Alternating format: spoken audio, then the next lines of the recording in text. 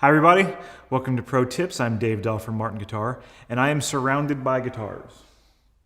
Well, there's only 3 of them here right now, but the idea, what I'm trying to come across today, is one size does not fit all when it comes to body size. And we do have a lot of body sizes in our line. Now, we've had more. If you go back to the 1800s, we start from like a size 4, a size 3, a size 2, a size 1. And back then, when you're looking at body sizes, the higher the number, the smaller the body size, if that makes any sense. So when you actually get down to a size 1, where do you go from there? How much bigger than 1 do you get? Well, that's when our O, our single O, our single aught, however you'd like to say it, that's where that body size comes in.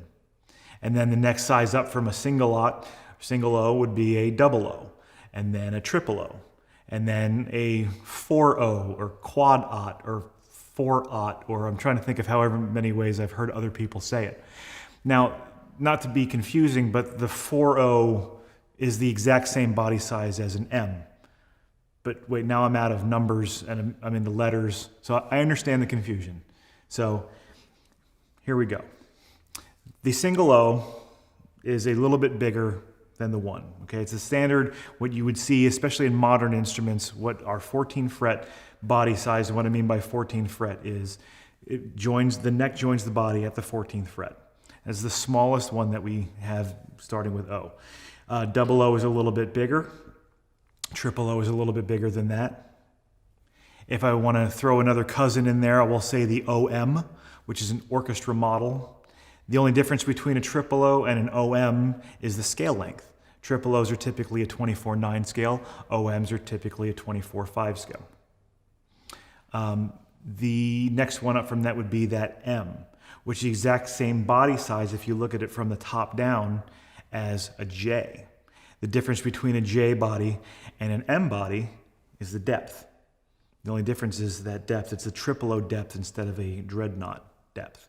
We move up from there, then we have the dreadnought, which everybody is pretty familiar with at this point.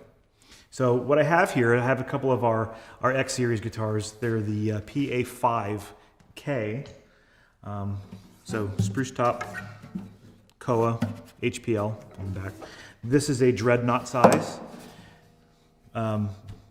Pretty common shape, one of the most recognizable shapes in the industry. Kind of small, slim shoulder, square kind of belly, okay? And with this, now sonically, what can you get with these kind of guitars? Well, if you're familiar, then you know. But dreadnoughts typically are very bassy. They have a lot of sustain, a lot of warmth. They typically don't have a whole lot of mid-range, not a whole lot of treble. Now, of course, all of these things can be changed by the types of tone woods that are in there. So we're talking in a really general sense, just strictly looking at body size. But here I'll just play an E major chord on this so you can hear the difference between these 3 bodies.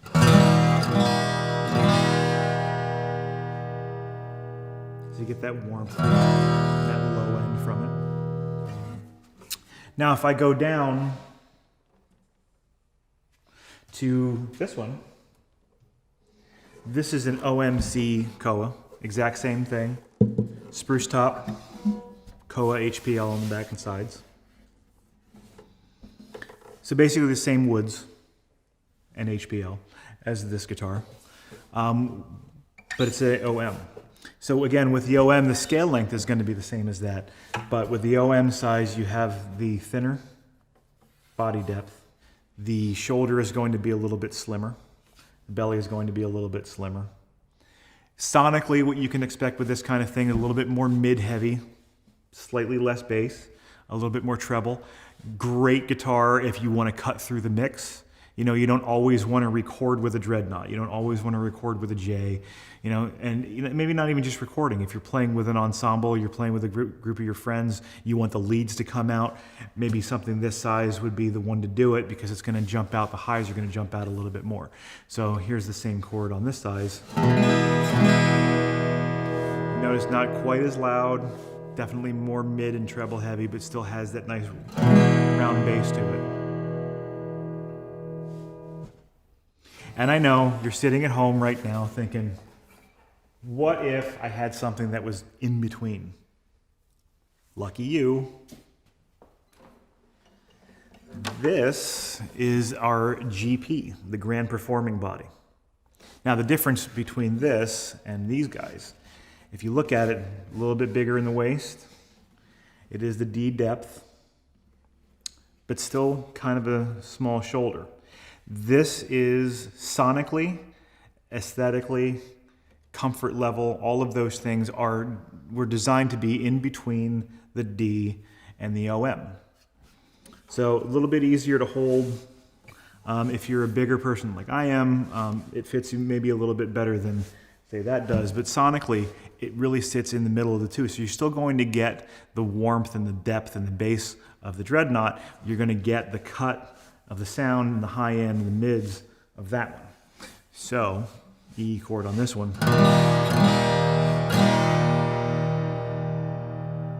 Notice a little bit more projection from it. Not muddy at all, like some, Dreadnoughts, some J bodies can get. A lot of articulation. So, experiment. I always try to tell people when they're looking for a model to play lots of them. I can't tell you how many times I've had people come up to me say, Dave, I'm looking for a Dreadnought rosewood guitar. And they end up buying an OM mahogany guitar. Just because you have the idea of what you might want, when you actually go out there and experiment and play a bunch of guitars, that particular guitar will talk to you. And it might just be the voice that you need on a specific song, on a specific album, really whatever. But the guitars do tend to talk to you. So go out, play a bunch of them, experiment, have fun. Like most other things with these guitars, there's no right and wrong. It's whatever works for you.